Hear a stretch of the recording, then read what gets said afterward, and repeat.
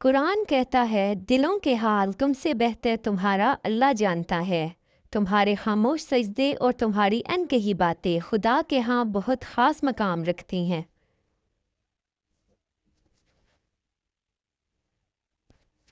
رب فرماتا ہے سب کچھ چھوڑ کر اندھا اعتبار کر لو مجھ پر، یقین کرو میں اپنے وعدوں کا بڑا سچا ہوں۔ انسان کو سب سے زیادہ محبوب اپنی جوانی ہوتی ہے، بوڑھا تو شیر بھی شکار کرنا چھوڑ دیتا ہے۔ اللہ کی راہ میں آنا ہے تو ابھی سے خود کو بدلیں۔ بڑھاپے میں مسئلے اور تسبیحاں اٹھانے کا اگر پلان ہے تو کیا پتہ بڑھاپا ہی نہ نصیب ہو۔ اللہ فرماتا ہے جس کو ہم نے بہت دیا ہے وہ یہ نہ سمجھے کہ ہم اس سے خوش ہیں، اور جس کو نہیں دیا وہ یہ نہ سمجھے کہ ہم اس سے ناراض ہیں۔ دراصل دونوں کی آزمائش ہے۔ بس تھوڑا اور صبر، پھر اللہ کن کہہ دے گا اور فیکون کا نظارہ تمہارے سارے غم دور کر دے گا۔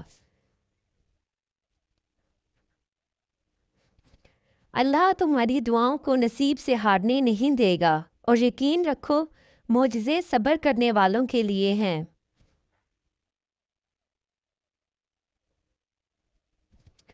اور جب آپ کو لگے کہ اللہ کی مدد، اللہ کا جواب نہیں آ رہا تو اپنے صبر کو مضبوطی سے تھام لینا، کیونکہ آزمائش جہاں برداشت سے زیادہ ہو جاتی ہے وہیں سے کوئی نہ کوئی معجزہ ہو جاتا ہے۔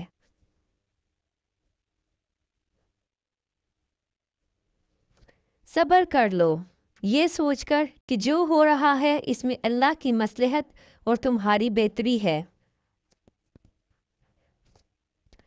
اور جب اللہ دینے پر آتا ہے تو تمہارے مخالف کو بھی تمہارا وسیلہ بنا دیتا ہے۔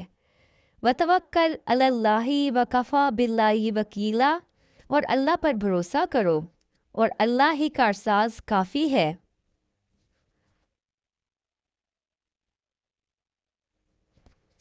جو شدت سے مانگا جائے وہ ضرور ملتا ہے۔ اللہ آپ کی طرف ضائع نہیں جانے دیتا، وہ دلوں کے حال بخوبی واقف ہے، اور اگر نصیب میں بہتر ہوا تو جو تم چاہتے ہو وہی تمہیں ملے گا۔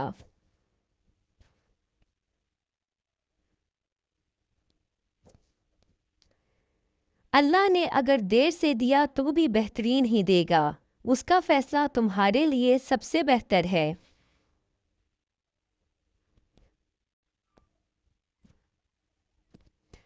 سورہ کہف میں ایک سبق ہمارے لیے یہ بھی ہے کہ جب کچھ ایسا ہماری زندگی میں ہو رہا ہو جس کی سمجھ نہ آئے تو ہمیں صبر کر لینا چاہیے، کیونکہ ضروری نہیں کہ ہمیں ہر چیز کی حکمت فوراً ہی سمجھ آ جائے۔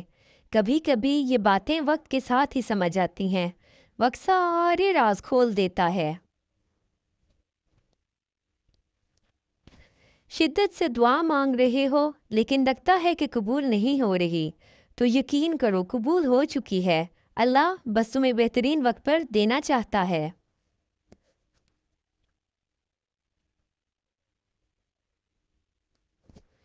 مسکراؤ، اللہ تمہاری پریشانیوں سے بہت بڑا ہے۔